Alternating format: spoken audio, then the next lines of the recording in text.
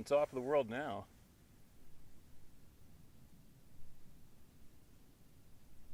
Pretty well as high as I can get without hiking up to all that timber. I got a fairly important email I'm going to share with all you guys. It prompted me to come up before I leave again. And leaving tomorrow until, I don't know, 4 or 5 days. And then I'll be back.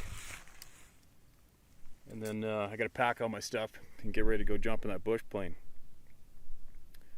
But obviously I'm probably ruffling some feathers lately, which, well, that's what I do. And that's what every single one of you should do too, actually. But it's kind of funny. There's a radio tower, cell tower possibly, not too far away from me. And as I'm up solo, and there's a lot of strange activities going on in this mountain right here in front of me. This timber over the hill and just over there and across there. It's endless, right? Of course, Dave Plides has to phone me or text me, tell me he's got a crazy story that he has to tell me. And it's definitely an unsettling one. I can't share any details. That's Dave's gig, but thanks, Dave. Now I got my head on a swivel after hearing that one. Holy shit. The stuff that's going on, you guys, I'm telling you. But anyway, I'm losing light, and I want to hopefully get an email or 3 read out here before I go, and then I'm going to send that drone up, and I'm going to show you exactly where I am, and you're going to be probably pretty impressed with the country around here. Okay, now listen to this, all right? Hi, Steve. My name is John Blatt. I'm 48 years old, a single father, spent 8 years active duty Air Force as a security policeman, and at one time held 3 top secret clearances doing security for government contractors. I chose to no longer do that type of work for various reasons, but I share this because the story I'm about to tell is very hard to believe, and it's important for me to explain that I'm a very pragmatic, down-to-earth, honest person who has a proven track record of being trustworthy. The military and the U.S. government would not have granted me the level of security clearances that I received if it was otherwise. I've had several encounters with the Sasquatch beings over the years, but it was my first encounter that had the greatest impact on my life. I've tried to share this particular story in its entirety with Bigfoot researchers over the years, and most either completely ignore my encounter or think it's untruthful. Hopefully sharing it with you will not receive the same treatment, and my story will actually be heard. This first encounter happened to me over 40 years ago at the young age of 7.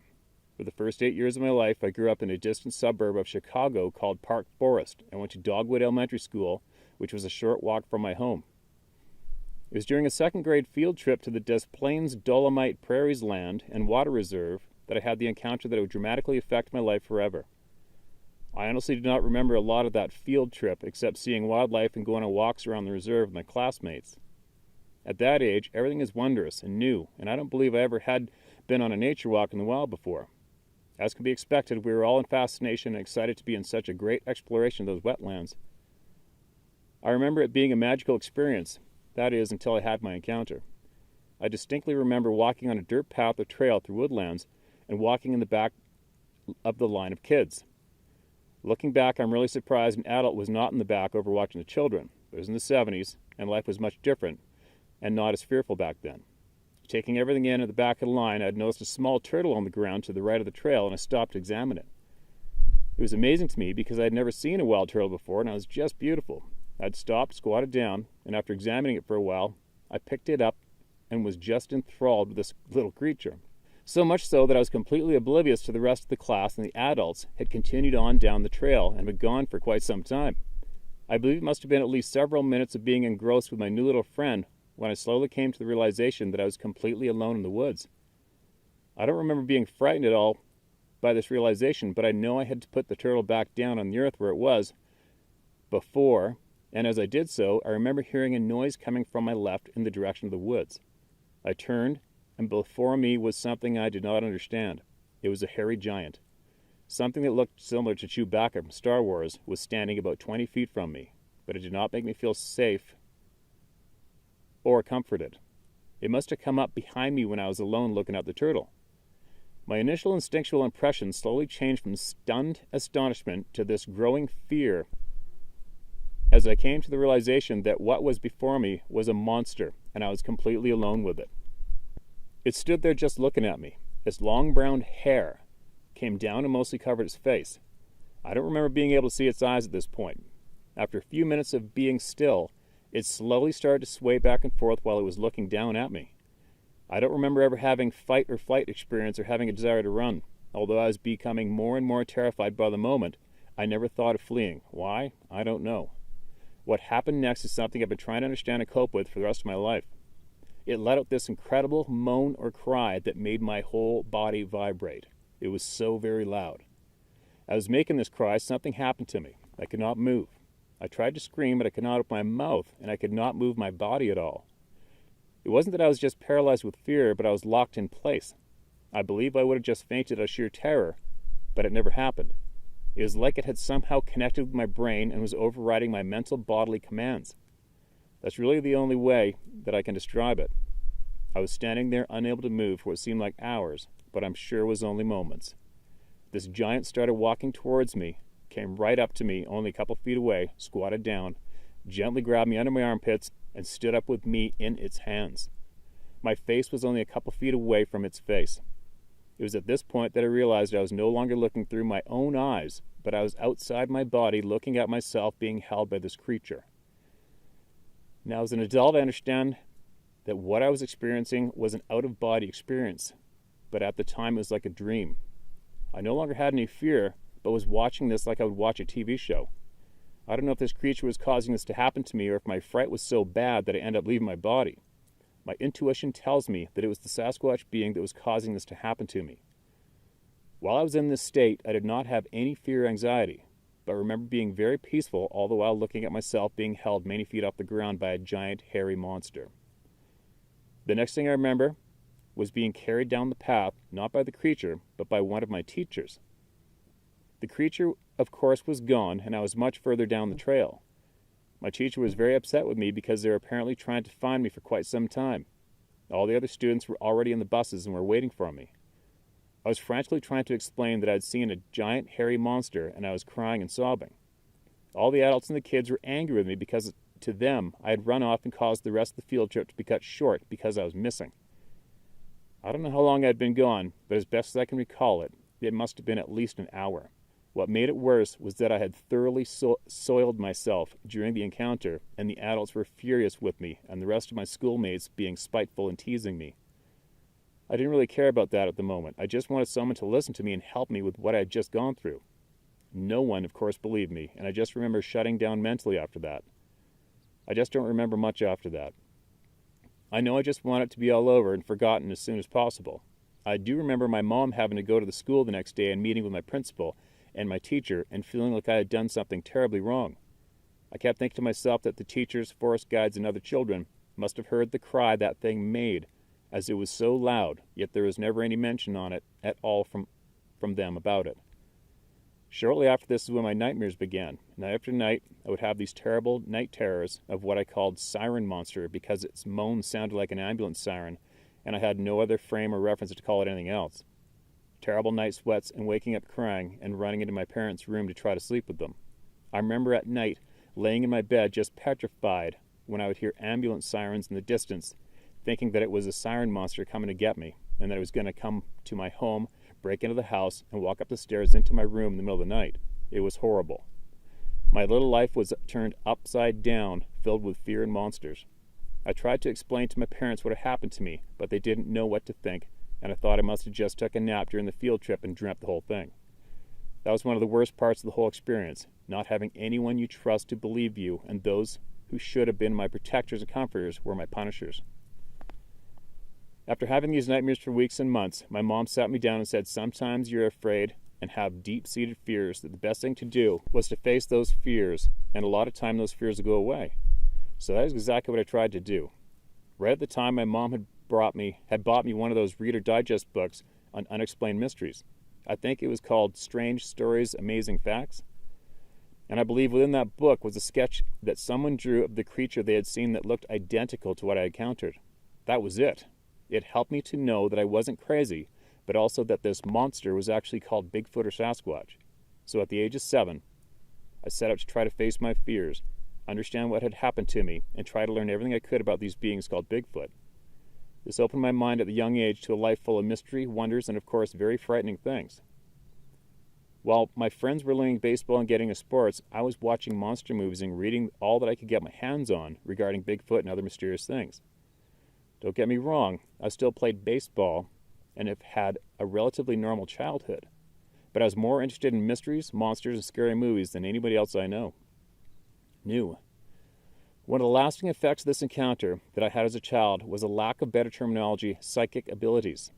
I would just know things that I had no way of knowing. I would have visions and spiritual experiences that no one else around me would have a frame or reference for. I would sense things, see dead people, and communicate with spirits, know whether someone was good or bad, have conversations with trees, and see nature beings. Fairies? Actually, I thought all these things were quite normal until I would share them with other kids and quickly realized that this wasn't a normal thing that everyone experienced. I remember telling a teacher about seeing a dead person standing in the corner of the classroom after I was consistently distracted looking at this person. So after class, during recess, she took me aside and asked me why I was ignoring her and just staring into the corner. She looked at me like I was crazy and started a series of psychological evaluations. I remember overhearing the conversation between my mom and the psychiatrist that I was perfectly normal and healthy, but just odd. But after that, I learned to keep my mouth shut. In 1982, the films Poltergeist and The Entity came out, and yes, my parents let me watch just about everything. And within those films were scientists who studied the paranormal and psychic phenomena who we called parapsychologists. This gave me another frame of reference, and I began to study parapsychology at the age of 12. I ended up reading every book on parapsychology, Bigfoot, UFOs, ghosts, psychic phenomena, and anything else that falls into the category of the unexplained. I exhausted all of the books at the city library as well as our school libraries. I do not know whether or not my first encounter with Sasquatch was responsible for opening these psychic experiences in my life, whether it was just sheer coincidence or that my encounter happened because I had these sensitivities in the first place. I do not know what had happened to me during the time I was missing and that I could not remember. Why didn't the Sasquatch just walk off with me, never to be seen again? Why don't I remember anything after it picked me up? I still have many questions that are left unanswered. Since that first encounter, I've had at least 4 other encounters with these intelligent beings. I do not believe they are monsters or an unclassified ape. They are clearly of an intelligence that is higher than ours and have abilities that we just do not understand. Each one of my preceding encounters have had some level of psychic aspect to them. During each encounter that I have had, I was in a terribly vulnerable position and could have easily ended with great harm coming to me, but that never happened. They could easily have hurt me or ended my life, but chose not to harm me and not to overly frighten me as well. Did my first encounter mark me in some way? It feels like it sometimes. Here's one of the strangest things all about this. When they are near, I can feel them, even when there is no physical rationale how I could possibly know that. No wood knockings, no smell, just an overpowering sensation. Not fearful, but intensity that is hard to explain. I've had it when they come close to where I used to live, near the foothills of the North Cascades. I would suddenly wake up in the middle of the night and know they were close. Like they were just stopping by to say hi or something. One night I woke straight up out of a deep sleep, and without any thought, I sat up on my bed and looked out my window, and there are 2 very large glowing amber eyes looking at me, only feet from me. And as I watched, as it turned away into the night, and I was like, oh, it's just a Sasquatch, and laid back down and went to sleep. Who does that? So yeah, this encounter drastically altered my life. If you're interested, I'd like to share my other encounters with you. They are nowhere as intense as my first encounter, but I think they're all very interesting all the same. I've never went looking for them or ever wanted this in my life, especially as a child. I continued to have infrequent nightmares of Sasquatch up until my mid-30s. But there came a moment when I came to acknowledge the strange connection that I have with them, and with deep sincerity, I laid down all my desire to try to prove to other people that they are real, or try to acquire evidence of their existence, for science to acknowledge them. I gave up trying to have a name for myself in the Sasquatch community. I stopped trying to find them and trying to get evidence. I stopped researching them like they were a pet project of mine.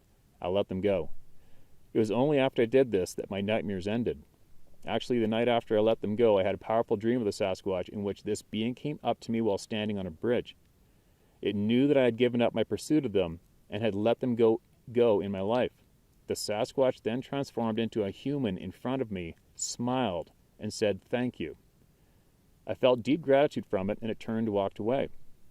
By turning into a human, it showed me that it wasn't a monster, but a living, intelligent being like us. He was a person. I still have dreams with them in it, but they are never scary or intimidating. If anything, the dreams with them in it are usually pleasant, deep, and powerful. I have made peace with them, and I'm grateful for the experiences that they have given me. I consider their connection in my life as a very interesting blessing, full of mystery and wonder. Yes, I have done my research and have read probably hundreds of books about them over the years, but I no longer consider myself a researcher or desire to be considered an expert.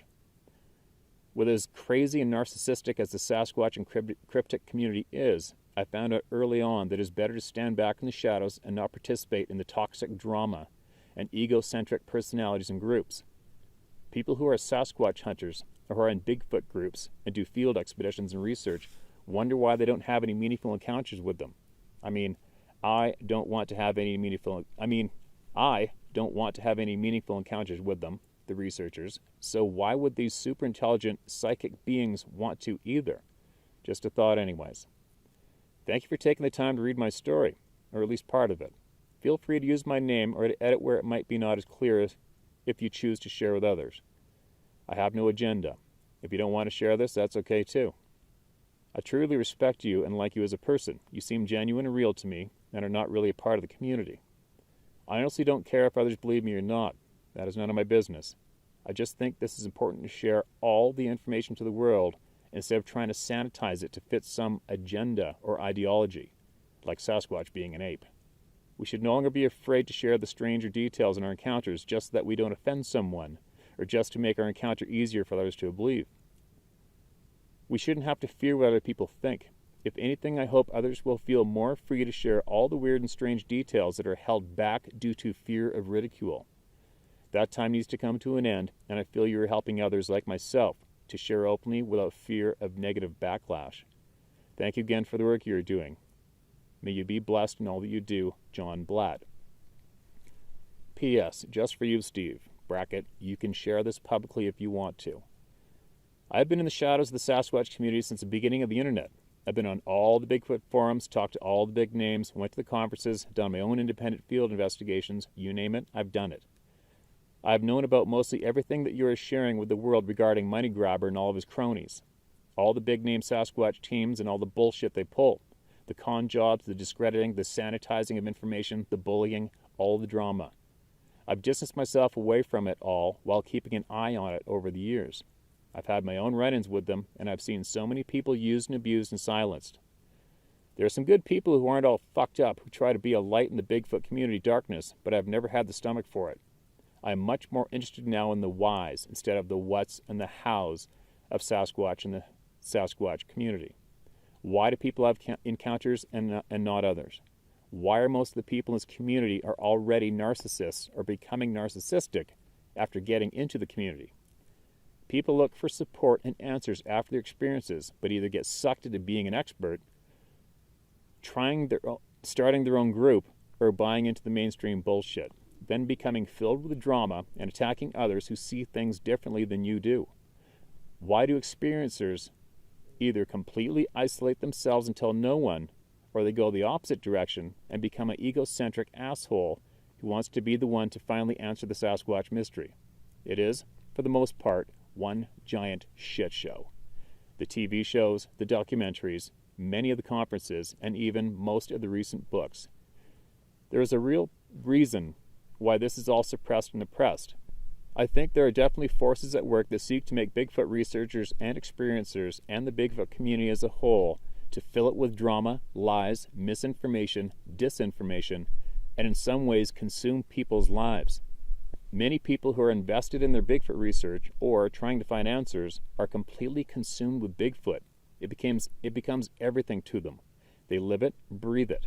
I've seen people lose their minds, their bank accounts, their jobs, and their families, everything, to finding Bigfoot. At least that's what it seems like on the surface. I tend to think that there are soul lessons for people who have encountered these amazing and sometimes terrifying beings. It's almost like, here's this experience, this encounter, Now, how are you going to handle it? What is it trying to say to you? In some ways, I think that there is a deeper meaning behind these encounters. Like we have encounters because there is a deeper lesson to be learned if we are willing to learn it. I'm not trying to get all spiritual here, but encounters with these beings are almost like a trial. Will we be overcome by them? Will we be swept away with the surface of things? Will we see the deeper meanings these experiences give to us? I think there may be a bigger reason why these beings appear to some people and others they do not. And those who do encounter them, the information about them is withheld or twisted so that these deeper individual lessons cannot be learned. We get swept away with all the bullshit. Sorry, I just don't have anyone else to talk to about these things. I don't have any friends who are into these matters. I guess my point is that I love what you're doing and I support you 100%. Cheers, my friend, John. Well, and there you go. If that isn't probably one of the more interesting and what I might even call exciting emails that I've received to date. If I could read that one email to all of you once a week, I have a feeling, and everybody would just listen, I have a feeling that a lot more answers would come out, a lot more of these fraudulent sacks of shit would get kicked to the curb instantly, and we will all be filled with honest knowledge. And that's my take on that one. And thank you, John. I absolutely appreciate you emailing me, and I absolutely appreciate you sharing all of your experience with all of us via my YouTube channel. And I'd imagine by the time you see this video, you would have already saw that other video I made about revealing the truths of what a lot of people have been doing for real behind the scenes, who have suckered all you into reporting to them. And I can't stress enough to encourage all of you to try to kick that particular group of individuals to the ditch. Just kick into the ditch. They've been keeping everybody going in circles, withholding information and twisting people's experiences shared for a long time now. And now the time has come for it. Now the time is here for it to come to an end. Period. But anyway, that's an email that I was definitely compelled to bounce my way up to the top of the mountain to share with all of you as soon as I could. And I know, again, I might have mentioned a couple of videos back, but again, I may possibly create something for everyone. Something that can't be deleted or manipulated in any way, and I can keep 100% safe on my own and fill it with every little tidbit of information that will be useful to every single person on the planet. And it's just a thought right now, and it'll definitely cost some money, that's for sure. And I don't know, we'll see. I'll have to look into this. You see, before I came out publicly about my experience with these things, my mission earlier a few years back was I was trying to get outdoor knowledge to people honestly and bypass all the TV narcissistic lying bastards who don't tell anybody the truth. And I ended up custom building an app platform that functions without the internet connection. And I did it all on my own, no partners. And it cost a pile of money. I put a bunch of my retirement money into it. It was a lot of money, but I did it, and I managed to do it without partners, and now I own it, and nobody can touch it. And that's what I was doing with my channel before all this blew up. I was promoting outdoor knowledge to help everybody get better with true, honest knowledge via using this app platform that I built, and I own it. It's the only one of its kind available right now. And what I could possibly do is I could possibly create an app and it'll hold any and all video content, text, audio content, photographs, albums. I can put anything in it, and nobody can stop me. Nobody can have access to that information. It's under lock and key, and I can share it with every one of you. And I'm seriously thinking about doing it, possibly, because how else are we going to get rid of the dishonest people, right? And their blow-ass websites. And they've already had a lot of people conditioned to thinking we need to report to them, where basically almost all of them are getting screwed, right? So it's a crazy topic. There's a lot of sad results that come from it. There's a lot of egomaniac, control freaks, opportunists that get attracted to this topic for some weird reason. I don't know why. And I will tell you flat out right now, I'm not a member of any Sasquatch community or Bigfoot community. I'm not. I am you. I am every single one of you. I'm just a regular person who loves the real world. You can see it around me. You can see it around me every single one of my videos, and that's who I am. And but I also am a truth seeker, and I like to squash bullshit. So we'll see. I think we will all talk about this potential creation as a group, including every single one of you that's listening to my words here now, and maybe we'll possibly discuss doing this together with input from all of you, because it will take a few dollars to do it. You know what? And if anybody, you simpletons, are going to start screaming, "Oh yeah, here he goes, going to make money." I was making money far before I came out about this topic. All right, and I make my own money, and I work hard to make it. And believe me, if I wanted to make a pile of money off of this topic, I could. But I don't. But if we do this, it will take a few dollars. And I've dumped a pile of money into making these videos as it is, a pile of money and time, and I don't ask for anything in return.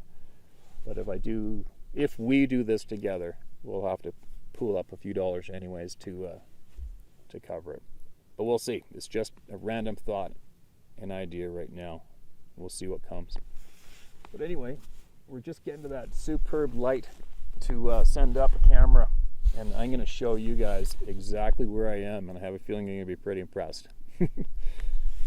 Anyway, once again, Dave Paulides, if you're watching this video, thanks for scaring the crap out of me.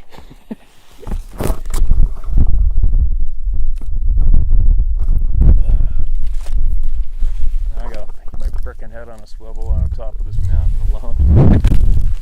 Anyway, check out this footage. I'm gonna show you where I am. You're all gonna love it.